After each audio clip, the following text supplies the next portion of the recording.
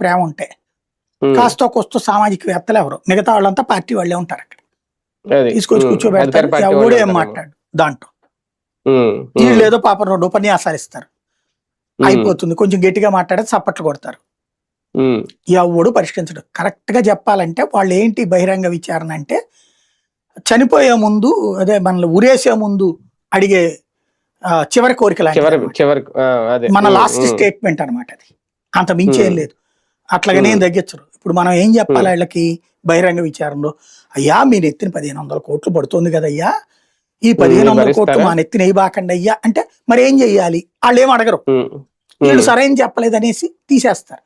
ఈ 1500 కోట్లు మీరు భరించండి అయ్యా అంటే వాళ్ళు భరించలేకే కదా పెట్టింది రెగ్యులేటరీ కమిషన్. కాబట్టి ఏంటయ్యా అంటే మనం చెప్పాల్సింది ఏంటంటే, మా మీద వేయకండి, పారిశ్రామికవేత్తల మీద ఇంకో రూపాయి ఎక్కువ వేసుకోండి, వ్యాపారుల మీద ఇంకొక ఎక్కువ వేసుకోండి, అవి మా మీద వేయకండి అని ఇలాంటి చెప్తే నోట్ చేసుకుంటారు. అంతకు మించి ఏమీ ఉండదు అక్కడ. దాంతో ఆ డబ్బులు ఎలా రికవర్ చేయాలి అన్నదే ఆ ఎలక్ట్రిసిటీ రెగ్యులేటర్ కమిషన్.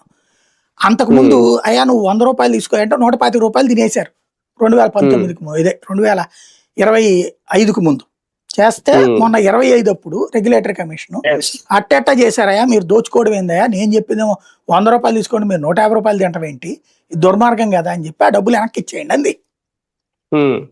అప్పట్లో ఆ ఎలక్ట్రిసిటీ రెగ్యులేటర్ కమిషన్ జగన్ పెట్టిన కమిషన్.